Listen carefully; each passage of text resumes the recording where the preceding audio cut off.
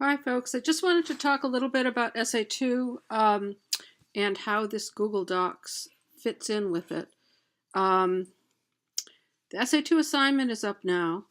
Let's start by looking at that. Okay, so the main idea of the Essay2 assignment is that you're going to be answering this question in purple. What creates a visionary? It might be details from the woman's life, some kind of character or personality trait she possesses. There may be coincidence involved in some way, or really any other similarities you can see across the different women. Now, of course, the issue is for Essay 1, you only had to read one of the chapters, so you're really only an expert on one of the women. And that's where the Google Doc comes in. But let me go over the assignment for a minute, and then we'll look at the Google Doc. So what you need to do is educate yourself about at least two of the other three women that you didn't read about. There are a couple ways to do it. One is to look at what other people had written about those particular women. So what I'm going to do when I go through the final drafts, I'm going to try to pick out a couple of the essays that I think are really well done, and I'll give you those names here in the next day or two so that you can look at those essays to kind of get an overview about the woman. Let's see, what else do I say? So those essays have the quotes at the end, and they also will have some information in the body of the summary that may have some page numbers. So that might suggest particular places you can look in the text. So the idea is that you're going to use, we're crowdsourcing the work of reading so that you don't have to read all of the book. You just will read your one chapter, then be able to use some information from other people who've read the other chapters to just look at selected portions of the text. Now, I've never quite done an assignment this way, and so it's a little bit of an experiment. I'm not quite sure how it's going to work, so bear with me and let's see how we can do. So the Google Doc is the place where you're collecting up sort of notes for the essay. Now, let me see. I want to just touch on a couple things about the assignment, and then I'll click in here to get the Google Doc. You're going to need to talk about at least three of the four women. So presumably one is the one that you read about, and then two of the other ones. So you're going to need to sort of think about the woman that you read about, and think about what contributed to her being a visionary. And then look at some of the information about the other women to see if you can find similarities. As you do that, you'll be working to develop a tentative thesis, which is the answer to this question. So the thesis statement will be something like, visionaries are, the most important conditions for creating visionaries are X, Y, and Z, and K, and L, whatever. I suggest between 3 and 5 key similarities. So that's going to be the main idea of your essay. And then you're going to gather up some information to get evidence to support that. So you'll develop this thesis by thinking about your own woman and then looking at the Google Docs to see if you can see similarities. And then you'll want to find some evidence for it. Probably for each similarity, each aspect of the woman, of a visionary, you probably want to talk about at least two women so that you can establish that there's some similarities across the women. You don't need to talk about all three of the women in every single body paragraph, though you may if you want, but it's not a requirement. So I talk about gathering the information and organizing a draft. So read through this. Seems to me introductory and concluding paragraphs are the hardest to write, so I would jump right in and do some body paragraphs first. And of course you can do them in whatever order that you want and then move them around to find an order that you think is appropriate. So if you have any questions about the assignment, please shoot me an email, or you can put a comment at the bottom here. And there's some information about revision. Might be more of that to come after I see rough drafts and some criteria for grading.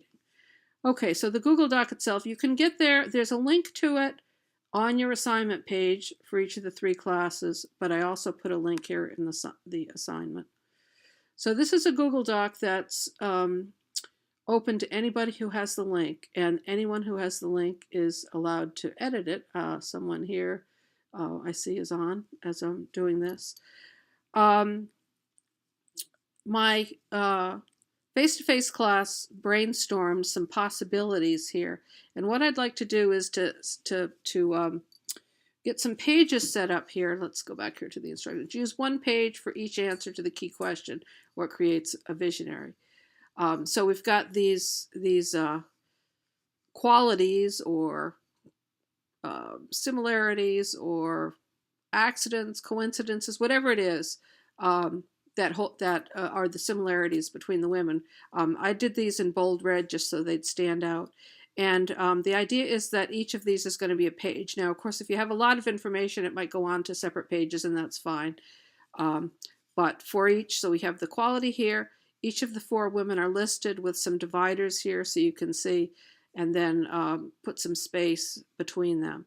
What you're putting here, so the people who read about Rachel Carson are responsible for filling in this, if being passionate is a key characteristic of Rachel Carson. You could add some information here. And these are done by the women who read, by the students who read about Jane Jacobs, Jane Goodall, and Alice Waters. Most of what is up to date is are quotations, but you don't have to just put quotations. If you do put quotations, it's very useful to put the page number. So I'm not sure this person, whoever it is, could add a page number. I see a lot of people, some people have included them, but not everyone. That's going to be helpful because, okay, so it can be a quotation or it could be just some information, something that the woman did that indicates that is evidence for the fact that she's passionate. You don't have to go in any great detail, just briefly identify what that thing is, and then put a page number or page numbers, page range, so that the person who read about Jane Jacobs can look here and see, okay, Rachel Carson was passionate too.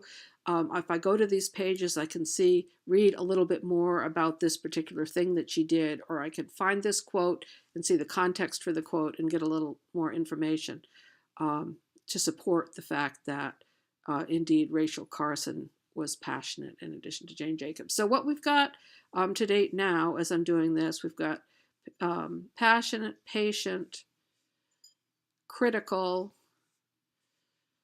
motivated or determined. As you can see, as I go through here, most of these are quotes, practically everything that I see.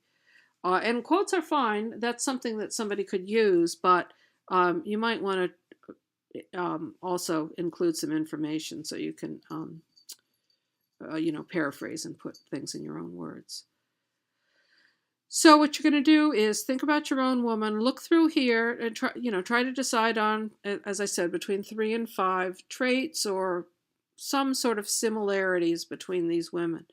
You want to make sure that there's evidence, some good evidence for at least 2 of the 4 under that particular trait.